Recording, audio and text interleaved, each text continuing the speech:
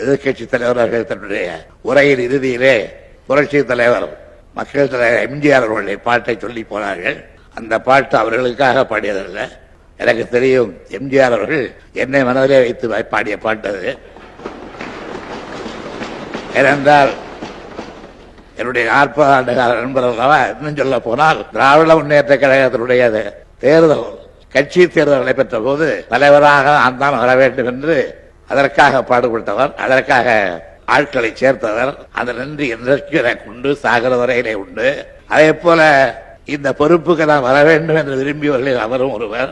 ஆகவே நான் அவருக்கு விளக்குள்ள 40 நட்பின் காரணமாக இந்த பாடகை அவர் சொன்னாலும் கூட இப்படித்தான் கருதி கொள்கிறேன். என்னதான் நடக்கும் நடக்கட்டுமே, இருட்டில் நீதி மறைகட்டுமே, தன்னாலே வெளிவர தயங்காதே, ஒரு தலைவர் இருக்கின்றான் மயங்காதே, ஒரு தலைவி இருக்கின்றால் மயங்காதே என்று சொல்லவில்லை, ஒரு தலைவர் இருக்கின்றால் மயங்காதே என்று அன்றைக்கு என்னை குறிப்பிட்டு சொன்னார். இதை இந்த அவையிலே உள்ள உறுப்பினர்கள் எம்ஜிஆருடைய அந்த நம்பிக்கையான வார்த்தையை ஏற்றுக்கொண்டு இந்த அவையை சிறப்பாக நடத்த வேண்டும் என்று கேட்டுக்கொண்டார்.